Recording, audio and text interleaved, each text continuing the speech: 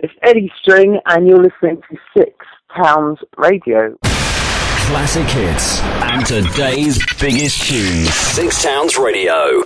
Hello, Eddy String. How are you doing? Hello, you alright? I'm good, mate. How do you know it's me? You guessing? How do you know it's me anyway? Could be anyone. I was guessing, that's what it was. Yeah. X Factor is back on the TV, and it's boot camp tomorrow. And you've seen all the auditions. That's my favourite part, the auditions. I do love it when they go to the houses, but the auditions part is my favourite part. Oh, definitely this. I mean, it's the kind of mixture of comedy and drama, isn't it? It's perfect telly.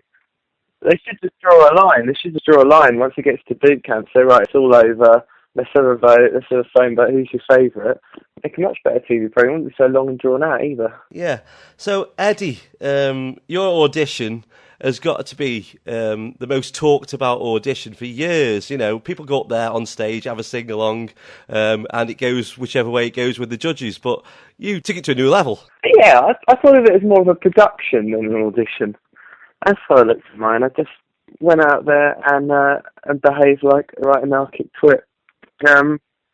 Well, it is a big production. You're backstage, and there's so much equipment. They must be making serious profit because there is so much going on, and you'll be filming all day, and they'll use I think they used about 8 minutes of me from hours and hours and hours and whatever. So yeah, it was a big production, and I just thought, I've been waiting to do this for years. Finally here, I'm just gonna go and be a right old, nitwit. I did quite good. Well, I mean, seriously, I didn't expect it to come off that well. But it was good. It was good. On Twitter, straight away, I always keep my Twitter feed on when I'm watching the auditions, and people were talking about you. And, they'd already made the comparisons to Russell Brand, Mika, whoever, Frankie Kokoza. That went on for a little bit. But people were saying, you own Gary Barlow. I did. I think that's probably my proudest moment in the whole thing. I mean, because Gary's lovely, but he's a bit of a know-it-all, isn't he? Yeah. And so it was absolutely lovely to sit him down. What a stupid question, anyway. Are you going to sing or do comedy? As if they go, oh, well, it's a singing contest, but we'll let you on to do comedy anyway. But you're giving the right answer. It's the premise of the show. When you jumped up on the judges' table, Chalissa had a right good look at your lady jeans. My lady jeans. I wear lady jeans. I love my lady jeans. But Chalissa was having a good look. Oh, yeah. Someone stuck a photo on Facebook.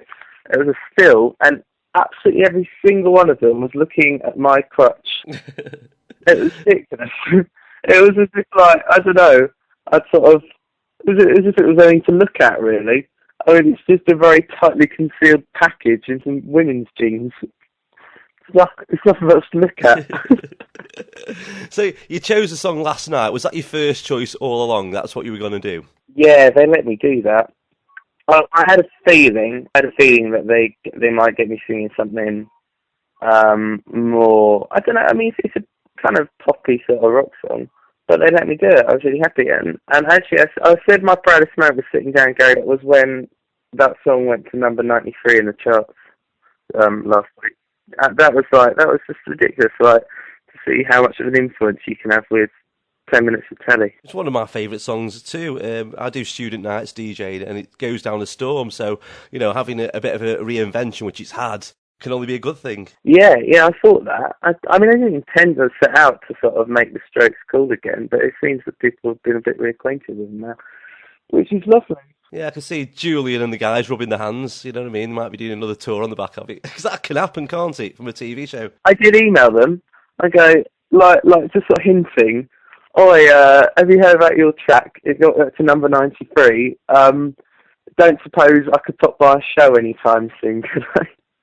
They don't play anything. They played Reading last year, I think, didn't they? I wanted to go Reading last year, couldn't for some reason. Wanted to go this year. X Factor told me, Ed, don't go away. We might need you, or we will need you. So I've missed Reading 2 years in a row. I'm quite upset about it, actually. It was good this year as well. Foo Fighters and that, who are probably my, second favourite band. I love that band. Yeah, I need to get to Reading next year, whether I like it or not. You said that X Factor said don't go Reading. If you're a footballer, you're not allowed to go bungee jumping or skiing or anything like that because of your legs. What did X Factor say you can't do? Well, I think they presumed that I'm not a footballer. They took a one good look at me and thought, he doesn't play football, does he? I can't play football to save my life. I go on little walks now and again. I do these sort of inspiring walks across the downs, as if I'm some sort of knight in shining armour, sort of crusading about the place, trying to find the lyric to a new song. And it usually doesn't really come down to much, but it's nice to get out of the house anyway.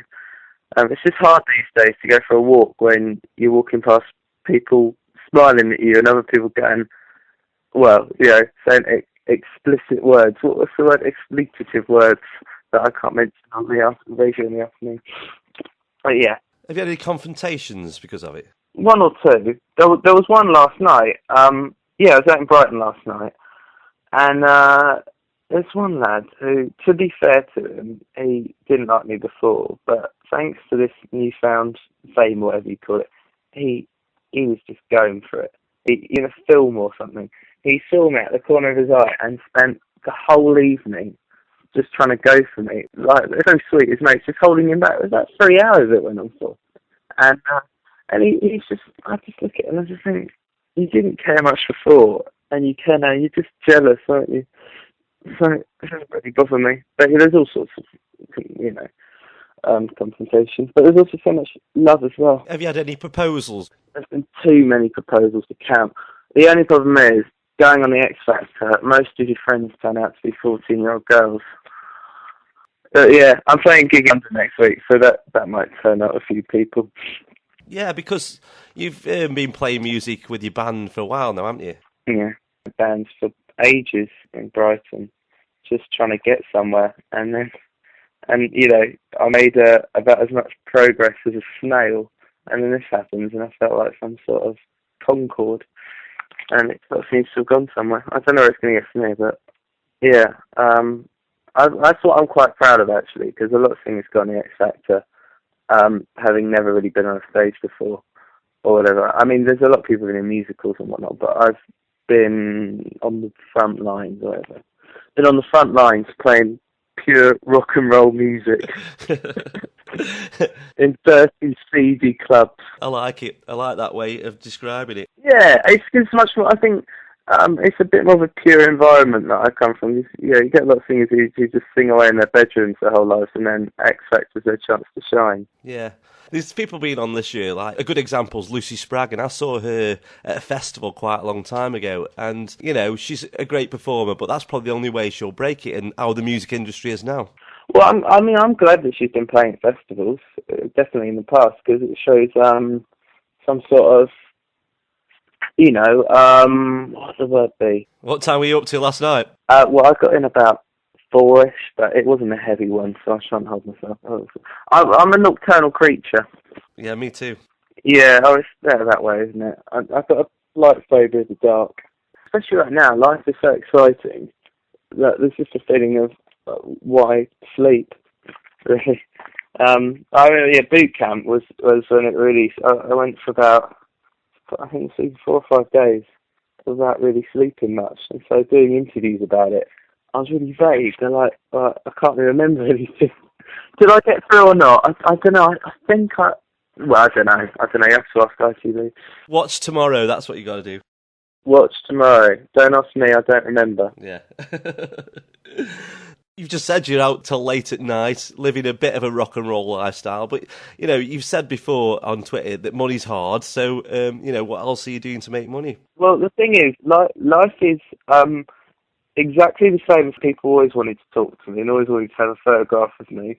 It's just now that's put into reality, and everything's free now. So yeah, it's just life, like, in my head, in reality, with everything for free. So it's really weird. I walk down East Street in Brighton, and there's sort of every promoter sort of pleading for me to come in, like promising me all sorts, and I'll get you a booth and all this and that, and yeah. So my friends are dining out on it more than me, because they're the ones sat there with all the free vodka and that, hanging out with whoever, and I'm the one sort of stood trying to take photos, and light scarfs in my face every 2 seconds. Hey, all right, I'm photo, come on in. It gets really awkward though with it, or frustrated a little bit, because some people sort of look at me, and I assume that they're just being shy, because you can like sort of jump up to them, hey, yeah, it's me, and they're just looking like, who the hell are you? It's really awkward. I just assume everyone knows me. You must know me. I'm off the telly. Who? Who's telling you that? And then when their mates will go, oh, he's the guy with X Factor, and they'll probably be like, oh, didn't like you, bye. So yeah, it's really awkward the way I seem to split people. So you've got your gig next Wednesday. Yeah. You've got music up online, haven't you, on YouTube and stuff? Yeah, there's bits and bobs. I've got a YouTube channel, and it seems to have really, what would the word be, flourished a little bit since this old X Factor nonsense.